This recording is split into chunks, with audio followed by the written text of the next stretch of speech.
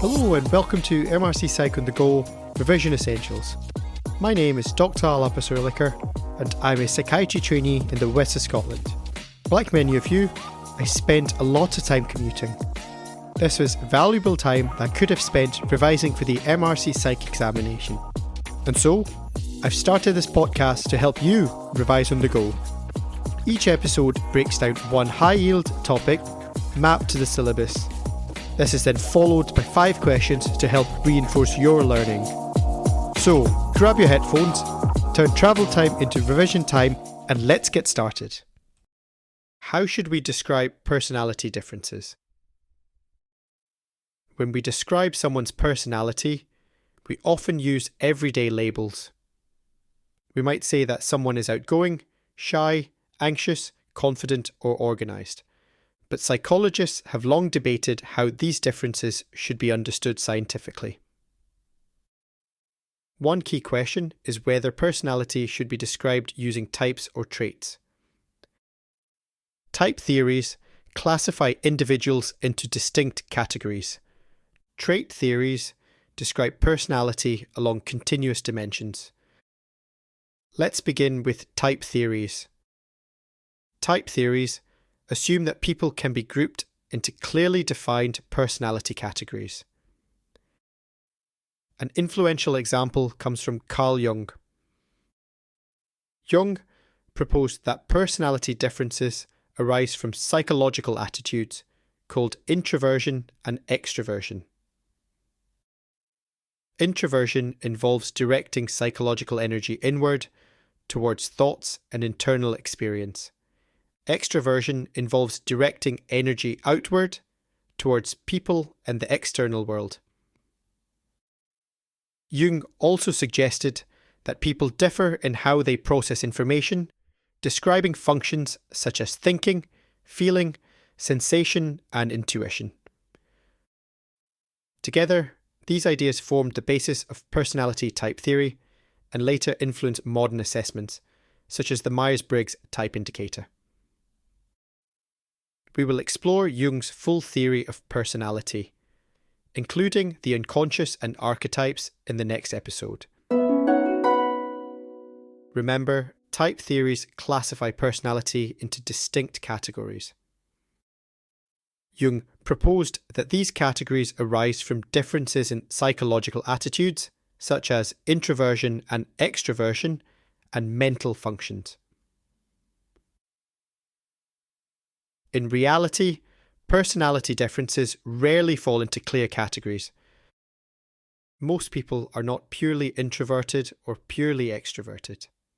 Instead, they fall somewhere along a continuum between the two extremes.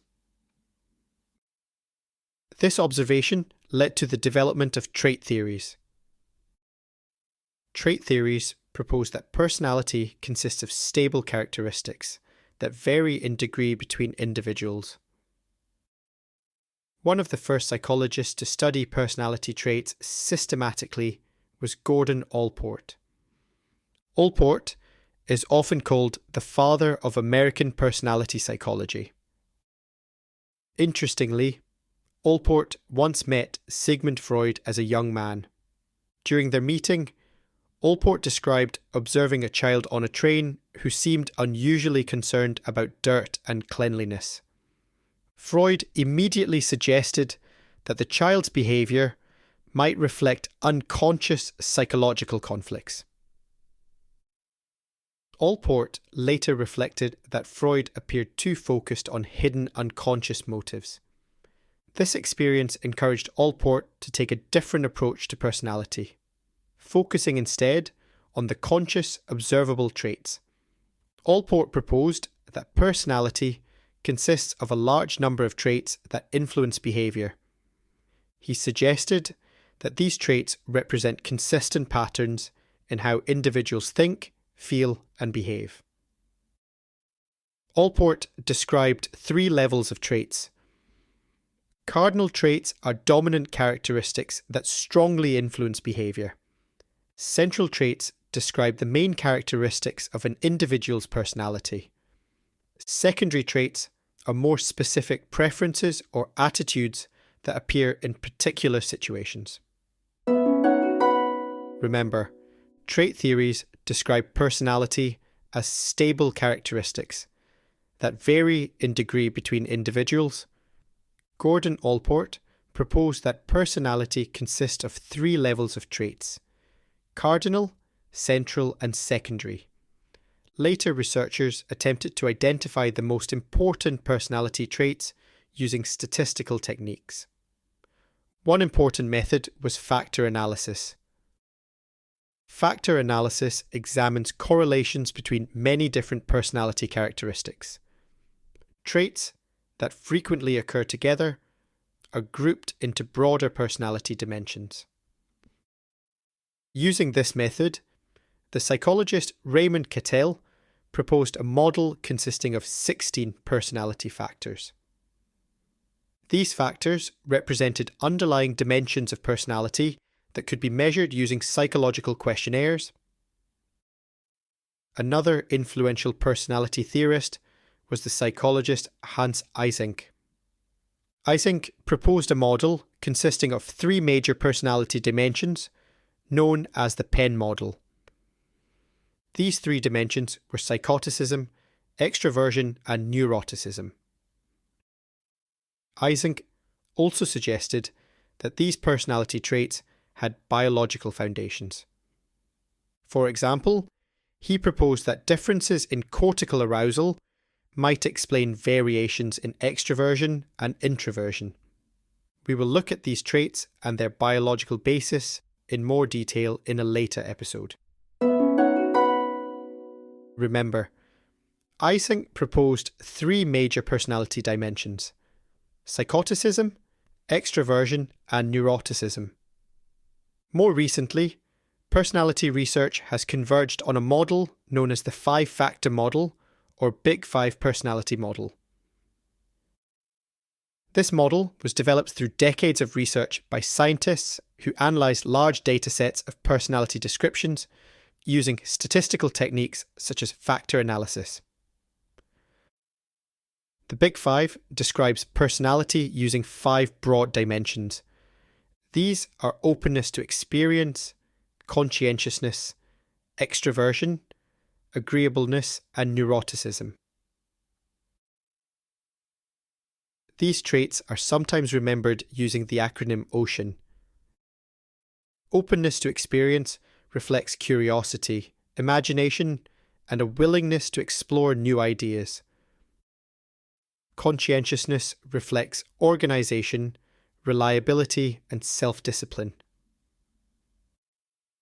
Extroversion describes sociability, energy, and a tendency to seek stimulation in the external world. Agreeableness reflects interpersonal qualities such as empathy, kindness, and cooperation.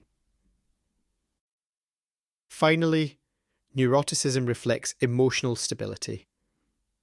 Individuals with high neuroticism may experience anxiety, mood fluctuations, and emotional sensitivity, whereas those with low neuroticism tend to remain calmer under stress. Remember, the Big 5 model of personality describes 5 broad traits: openness, conscientiousness, extroversion, agreeableness, and neuroticism, often remembered using the acronym OCEAN. Why is what we learned today clinically important? Personality traits influence many aspects of mental health. For example, high levels of neuroticism have been associated with increased vulnerability to anxiety and mood disorders. Personality traits can also influence how individuals cope with stress, how they form relationships, and how they respond to treatment. Understanding personality traits can therefore help clinicians better understand patterns of behaviour and emotional responses in patients. Remember, personality traits influence emotional regulation, coping strategies, and vulnerability to mental illness. Now, let's test your recall. I will read out 5 exam-style questions. After each question, I will pause for 10 seconds so you can attempt it before I reveal the correct answer. Question 1. Which personality theory classifies individuals into distinct categories, such as introvert or extrovert?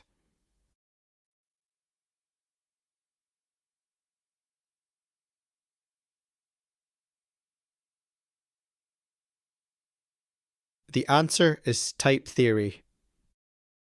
Question 2. Which psychologist proposed that personality consists of stable traits that influence behaviour?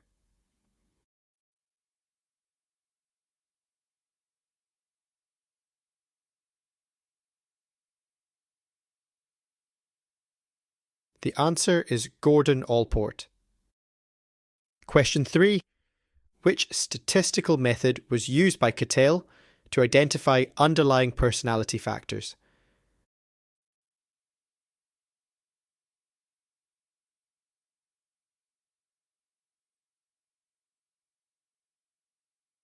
The answer is factor analysis. Question 4. Which psychologist proposed 3 personality dimensions known as psychoticism, extroversion, and neuroticism?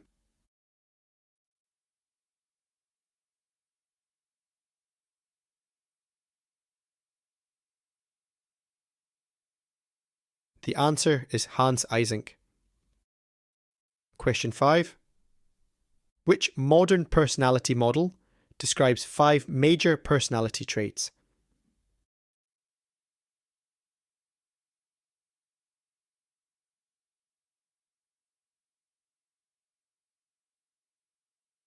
The answer is the Big 5 personality model, often remembered by the acronym OCEAN. Let's summarise what we have learned today. Personality can be described using type theories, which classify individuals into categories, or trait theories, which describe personality along continuous dimensions. Carl Jung proposed that personality differences arise from psychological attitudes, such as introversion and extroversion, combined with mental functions including sensation, intuition, thinking and feeling.